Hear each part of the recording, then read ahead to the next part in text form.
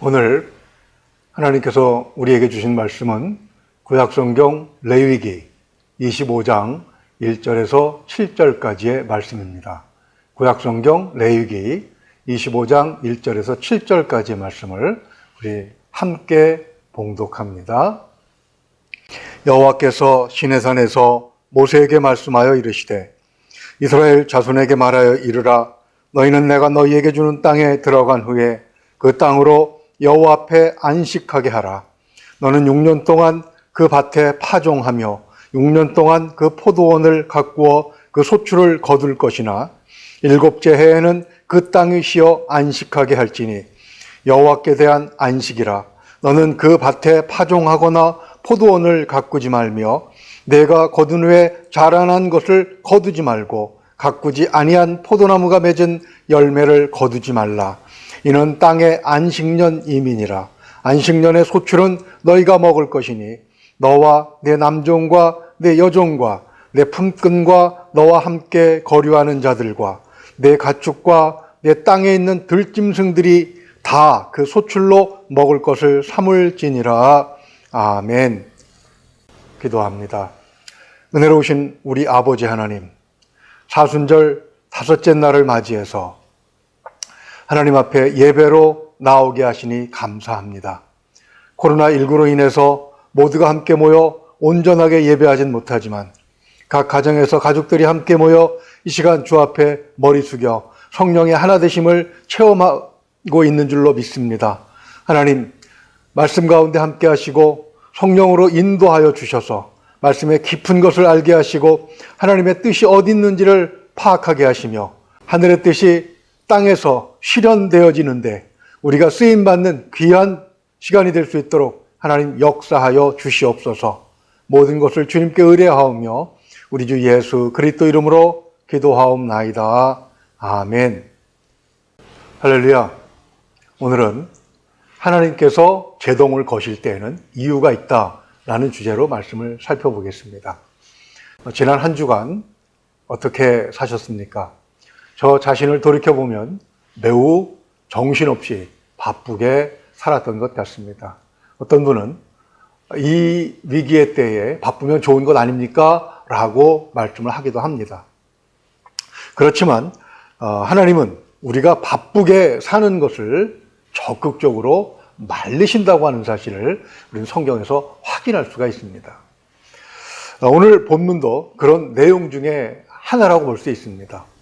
안식년을 지키라는 것이죠. 간단하게 말해서 6년간 농사를 짓다가 7년째에는 멈추라고 하시는 것입니다. 그 이유가 무엇이겠습니까? 보통 본문에 대한 이유를 설명할 때에 땅이 안식하면 땅의 기운이 살아나서 더 많은 소출을 얻을 수 있다라고 설명을 합니다.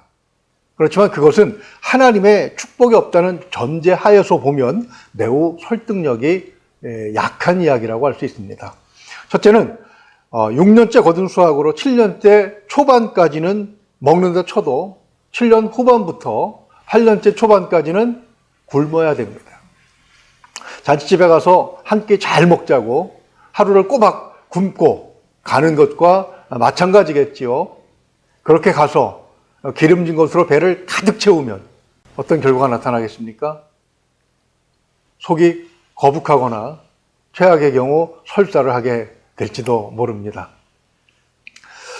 8년째 늘어나는 소득을 기대하고 8년째에 늘어나는 소득을 기대하고 7년 한 해를 꼬박 굶으면서 살 수는 없는 것 아니겠습니까?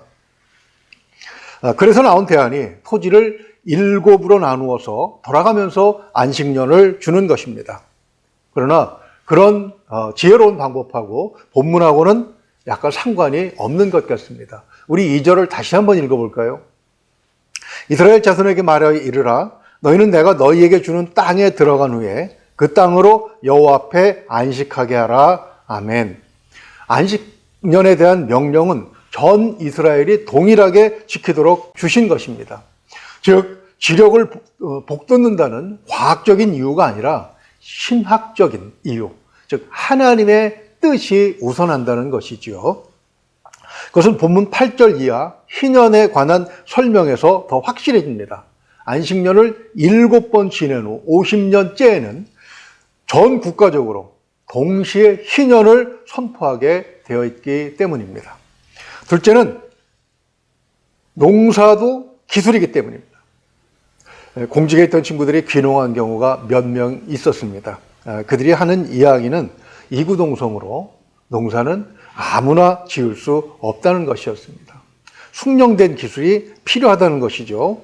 땅의 속성을 알아야 하고 기후 변화에 대해서 민감해야 되고 병충해에 대한 대책을 세워야 한다는 것이죠. 수확한 농산물을 장기간 저장할 수 있는 방법도 고려해야 되고요. 그리고 그렇게 수확한 농산물을 내다 팔 수 있는 시장도 확보해야 된다는 것입니다. 이 중에 무엇 하나만 삐끗해도 1년 농사 망하게 된다는 것이죠. 평균 수명이 늘어나서 그런지 귀농에 대한 관심이 높아진 것 같습니다. TV 프로그램에 귀농에 관련된 그런 내용들을 많이 다루는 것에서도 확인이 되는데요.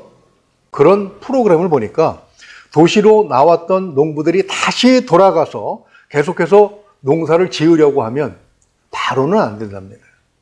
이웃의 도움을 받아야만 비로소 제대로 농사를 지을 수 있다는 것이죠. 즉, 땅의 안식년을 명령하는 데에는 과학적인 이유가 아니라 특별한 하나님의 목적이 있다는 것입니다. 그것을 알 수 있는 것은 땅에만 제동을 거시는 것이 아니라 하나님의 백성들에게도 제동을 거시기 때문입니다. 창세기 12장을 보면 아브라함이 복 주시겠다는 하나님의 말씀에 순종해서 가나안 땅으로 이민을 가요. 그런데 창세기 12장 10절을 보게 되면 갑자기 제동을 거십니다. 그 땅에 기근이 들었으므로 아브라함이 애굽에 거류하려고 그리로 내려갔으니 이는 그 땅에 기근이 심하였음이니라. 아브라함의 아들 이삭도 잘 살고 있는 중에 창세기 26장 1절을 보면 이와 같은 흉년으로 또 제동을 거십니다. 이삭의 아들 야곱은 비록 아버지와 형을 속이고 야반 도주해서 외삼촌 집으로 가지만 아내 넷을 얻고 아들 11의 딸 하나를 얻는 그런 잘 나가는 삶을 살던 중이었습니다. 그렇지만 창세기 31장 2절을 보면 그 외삼촌 라반을 통해서 제동을 거세요. 이스라엘이 요셉으로 인해서 귀빈 대접을 받으며 애굽으로 이민을 갑니다. 그렇지만 왕조가 바뀌면서 제동이 걸리고 애굽 공주의 양아들이 되면서 잘 나가던 모세 역시 살인을 저지르고 귀족의 삶이 거기서 멈춰버리죠. 다윗의 생애를 생각해 보면 더 실감이 나실 것입니다. 골리앗을 죽이고 민족의 영웅이 되었습니다. 그리고 왕의 사위가 되고 1인지하 만인 지상의 지위를 누리지만 하룻밤에 살기 위해서 빈몸으로 야반도주하는 그런 신세가 되지요. 시작의 인물들도 마찬가지입니다. 바울사도 한 사람만 예를 들지요. 성령께서 함께 하시면서 곳곳에 기적적으로 교회를 세워나갑니다. 그런 바울사도 역시 제동이 걸려요. 그것도 한두 번이 아니고 여러 번입니다. 유대인들에게 제동이 걸리고 질병으로 인해서 제동이 걸리고 그리고 급기야는 로마의 감옥에 갇히기도 합니다. 우리는 지금 코로나19로 인해 만 2년을 지내고 3년째 정상적인 예배를 드리지 못하고 있습니다. 예배만 그런 것이 아니죠. 유년주일학교를 비롯해서 중고등부, 청년부의 신앙교육도, 전도도, 성경 공부도, 심지어 선교도 큰 지장을 받고 있습니다. 작년 6월 28일 장로교 신학대학교에서 포스트 코로나 시대의 목회라는 주제로 세미나가 있었습니다. 그 제시된 자료 중에는 코로나19가 끝나도 현재 성도들의 20%에서 30% 성도는 돌아오지 않을 것이다라는 추측이 있었습니다. 더 심각한 것은 전도 현장입니다. 개신교 여론조사기관인 목회데이터 연구소에서 조사한 내용에 따르면 국민의 76%가 교회를 신뢰하지 않는다고 답했습니다. 그것은 코로나가 오기 전의 상황보다 무려 17% 이상 부정적인 의견이 상승한 것입니다. 이 데이터에 의하면 기독교인을 인구의 4분의 1, 즉 25% 정도로 본다면 불신자 전도가 매우 어려울 것이라는 예측이 가능한 것이죠. 하나님께서 왜 교회와 하나님의 백성들에게 이렇게 힘들게 하시는 것이겠습니까? 성도 중에도 많은 분이 생업의 고통을 호소하는 경우가 있습니다. 간혹 성도 중에는 하나님이 계시니 안 계시니 하는 분이 있기도 합니다. 얼마나 힘들면 그런 이야기를 하겠습니까마는 그것은 믿음이 약하거나 없는 사람이 하는 이야기라고 볼 수 있습니다. 우리는 그 이유를 안식년을 비롯해서 잘 나가다가 제동에 걸린 성경의 인물들의 이야기 속에서 찾을 수가 있습니다. 안식년을 과학이 아니라 신학, 즉 하나님의 목적의 측면에서 찾아야 하는 이유를 우리가 살펴보았죠. 사도 바울은 로마서 8장 3절에서 율법이 육신으로 말미암아 연약하여 할 수 없는 그것을 하나님은 하시라니 라고 말씀하십니다. 즉 율법을 문자 그대로 다 지킬 사람은 없다는 것이죠. 하나님은 하신다는데 어떻게 하시는 것이겠습니까? 곧 죄로 말미암아 자기 아들을 죄 있는 육신의 모양으로 보내어 육신의 죄를 정하셨다는 것입니다. 즉 죄가 없으신 하나님의 아들을 우리와 같은 죄인의 몸이 되게 하셔서 그 죄값을 감당하게 하신 것이지요. 자, 그것이 우리하고 무슨 상관이 있겠습니까? 이어지는 4절을 봅니다. 육신을 따르지 않고 그 영을 따라 행하는 우리에게 율법의 요구가 이루어지게 하려 하심이니라. 아멘. 그렇습니다. 율법은 문자 그대로 지키지는 않되 그 영적인 의미는 깨닫고 따라야 하는 것이죠. 안식년의 영적인 의미는 무엇이겠습니까? 우리는 주님께서 마가복음 2장 27절에서 하신 말씀을 따라 핵심적인 그 기본적인 정신을 확인할 수가 있습니다. 또 이르시되 안식일이 사람을 위하여 있는 것이요 사람이 안식일을 위하여 있는 것이 아니니. 아멘. 그렇습니다. 하나님께서는 우리를 위해 삶을 잠시 멈추거나 속도를 줄이게 하시는 것입니다. 자, 그렇다면 그렇게 제동을 걸었을 때 우리의 삶에는 어떤 유익이 있는 것이겠습니까? 첫째는 은혜를 계속해서 받게 하시기 위해서라고 말씀을 하십니다.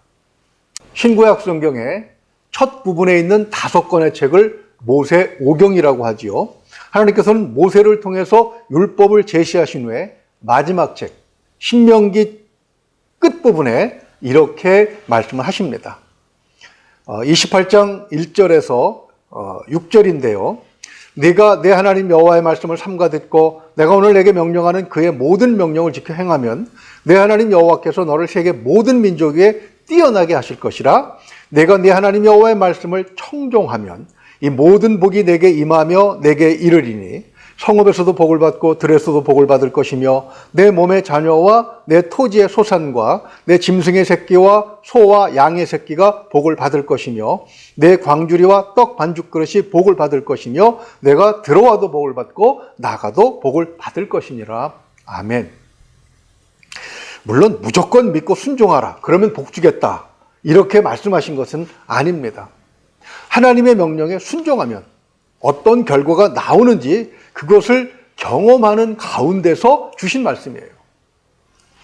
레위기나 신명기의 말씀을 주실 때는 그들이 아직 광야에 있을 때였습니다. 광야는 사람이 살 수 없는 것이죠.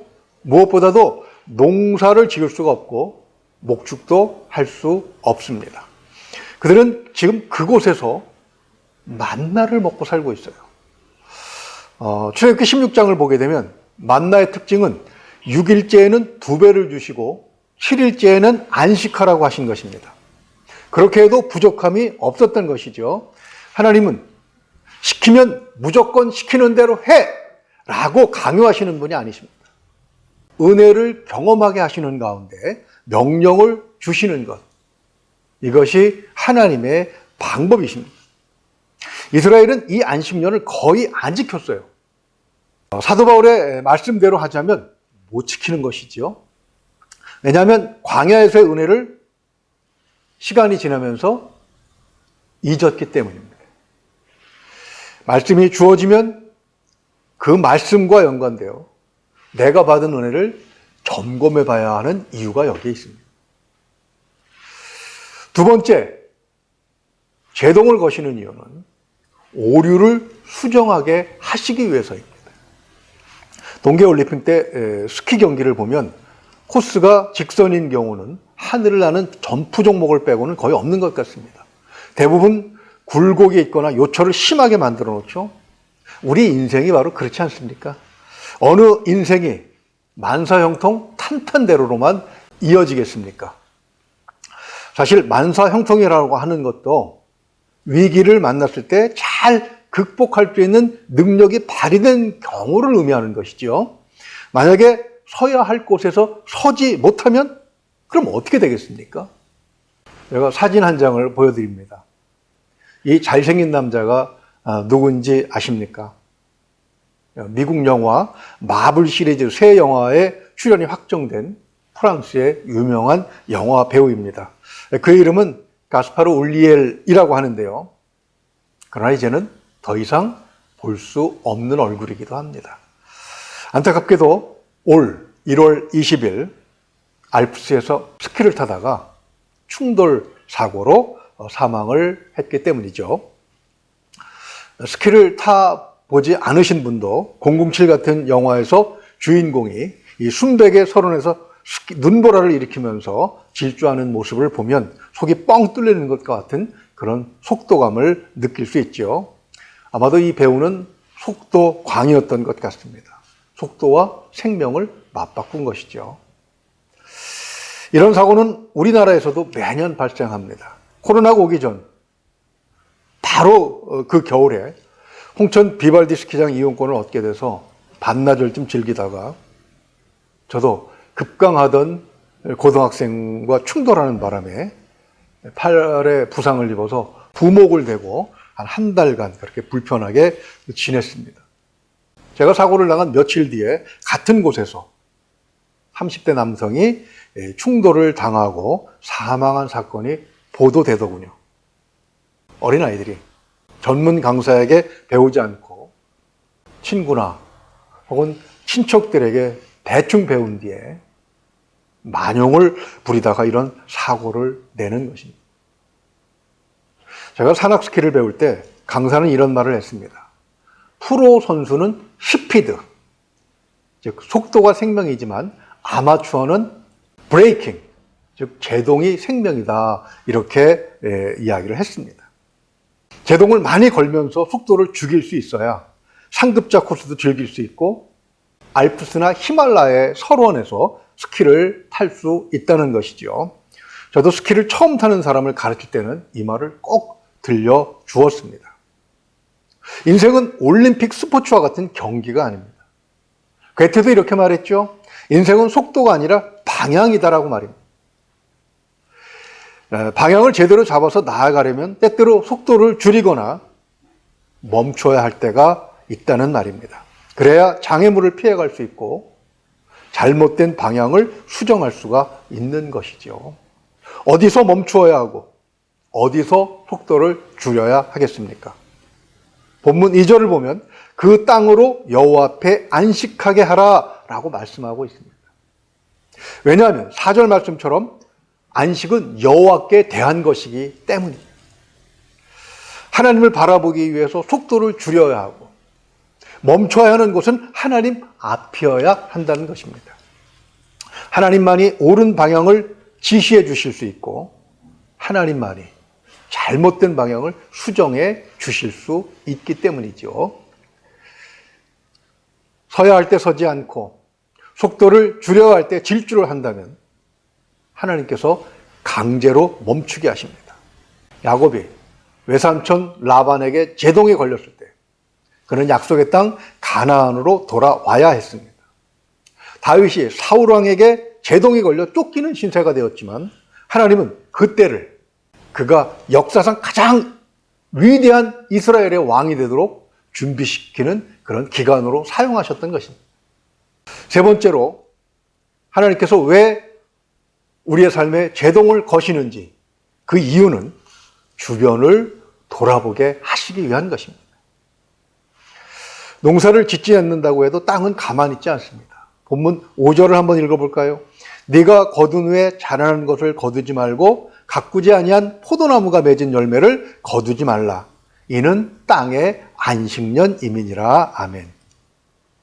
네, 중국 윈난성에서는 한 번 씨를 뿌리면 4번을 수확을 하더군요. 그렇게 자연적으로 결실한 것을 하나님은 안식년에는 거두지 말라 이렇게 말씀하시는 것입니다. 그 이유가 무엇이겠습니까? 6절에서 7절을 보면 이렇게 말씀하고 있죠. 안식년의 소출은 너희가 먹을 것이니 너와 내 남종과 내 여종과 내 품꾼과 너와 함께 거류하는 자들과 내 가축과 내 땅에 있는 들짐승들이 다 그 소출로 먹을 것을 삼을지니라. 아멘. 한마디로 이웃을 돌아보라는 말씀이시죠. 이웃도 그냥 이웃이 아니고 소외되고 평소에 멸시당하고 천대받던 이웃에게 선심을 베풀라는 것입니다. 이렇게 하는 것이 얼마나 중요한가 하는 것은 올 3월에 강릉에서 발생한 산불이 증명하고 있습니다. 3월 5일에 발화해서 90시간이 걸려도 진화를 제대로 못 시켰습니다. 축구장 5,600개 해당하는 그 강원도 아름다운 산을 다 태워버렸죠. 방화였습니다. 일부러 저지른 불이에요.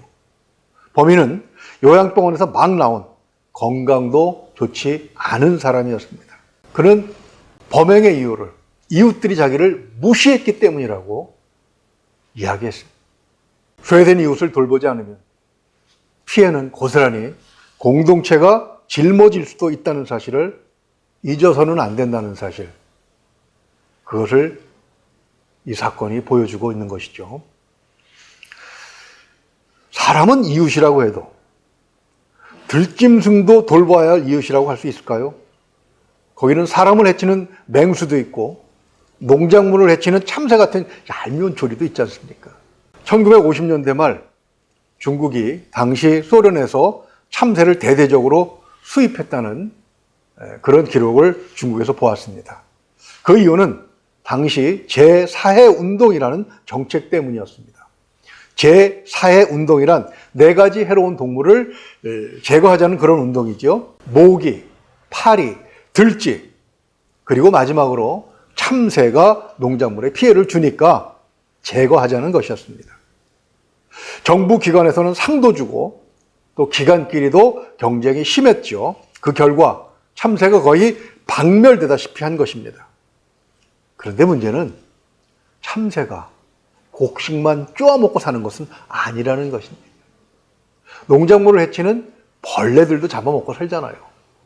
천적인 참새가 없으니까 메뚜기가 창궐을 하는 바람에 쌀 생산량이 급감하고 마침 불어닥친 가뭄과 홍수로 인해 3년 대기근의 참사를 겪게 되어 수천만 명의 인민이 굶어 죽었다고 하는 그런 기록이 남아 있습니다. 사람은 결코 혼자 살 수 없습니다. 하나님께서 우리 주변에 있는 것들을 창조하신 것은 다 이유가 있는 것입니다. 성경에 의하면 그 이유는 사람을 위해서 창조해 놓으셨다는 것입니다. 그렇게 주변을 돌아볼 여유를 가질 때 우리는 내 삶에만 집착할 때보다 더 여유로운 삶의 풍요를 누릴 수 있다는 것입니다. 그러므로 우리는 잠시 멈추어서 주님을 바라봐야 합니다. 지금은 사순절 기간이죠. 오늘은 5번째 주일입니다. 다음 주가 종려주일이고 고난주간으로 이어져요. 그리고 부활절이 오죠. 이 기간을 명절로 정한 것은 잠시 서서 주님을 바라보자는 것입니다. 왜냐하면 주님은 우리의 이정표가 되시기 때문입니다.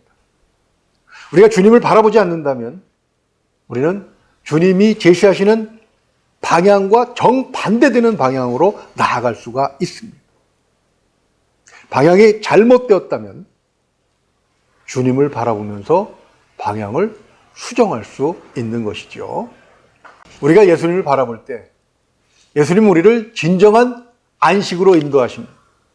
쉴 때는 확실하게 쉬라는 말이 있습니다. 무거운 짐을 내려놓고 쉬어야만 내일을 위한 재충전이 된다는 것이죠. 주님 안에서 안식하면서 우리 자신을 내려놓고 주님이 주시는 쉼을 누리면 그 빈 공간을 주님께서 자신의 능력으로 채워 주신다는 것입니다. 내 것을 내려놓을 때 주님의 능력으로 채워지는 신비한 은혜를 체험하시는 그런 시간이 되시기를 바랍니다. 우리 스스로 멈추지 않으면 하나님께서 강제로 제동을 거십니다. 코로나19를 부정적으로만 바라볼 것이 아니라 하나님께서 브레이크를 잡으신 것이라고 생각을 해야 합니다. 때때로 우리가 겪게 되는 질병도 생업의 어려움도 하나님께서 브레이킹, 제동을 거신 것이라고 생각하고 받아들여야 이런 것보다 더 큰 것을 우리는 얻을 수가 있는 것입니다. 고통이 없을 수는 없을 것입니다. 그렇지만 안식년을 주신 이유를 생각하면서 이 시간을 우리가 보낼 수 있다면 야곱처럼 그리고 다윗처럼 그리고 바울처럼 큰 복과 능력으로 갚아 주실 것입니다. 부활절 기간을 지나면서 주님이 주시는 이 능력을 체험할 수 있는 우리 모두가 될 수 있기를 주님의 이름으로 축원을 드립니다. 기도합니다. 하나님, 우리 스스로 멈추지 않으면 하나님께서 우리를 위해서 제동을 걸어주신다고 하는 말씀을 받게 하시니 감사합니다. 어려움이 닥치면 우리의 마음속에서는 원망이 솟구쳐 오르고 그리고 입에서는 불평이 터지곤 했습니다. 이와 같이 믿지 않는 자들과 같은 반응을 하나님 용서하여 주시옵소서. 바로 그 어려운 때가 멈춰야 할 때, 서야 할 때가 오히려 그 다음을 위한 축복의 시간으로 만들어갈 수 있다는 사실을 확인하게 하셨사오니 하나님, 이 코로나19 기간을 슬기롭게 보내는 우리가 되게 하여 주시옵소서. 하나님의 뜻이 어디 있는지를 다시 한번 확인하게 하시고 내가 어디로 가고 있는지를 바라보게 하시며 잘못된 것이 있으면 수정할 수 있는 그런 기회가 되게 하여 주시옵소서. 이 어려움이 끝나고 나면 참으로 하나님께서 우리에게 많은 복을 주셨다는 사실을 고백하는 은혜의 시간이 있을 줄로 믿습니다. 하나님, 그 시간까지 잘 견디고 이길 수 있도록 성령께서 우리와 함께하여 주시옵소서. 믿고 의지하오며 우리 주 예수 그리스도 이름으로 기도하옵나이다. 아멘.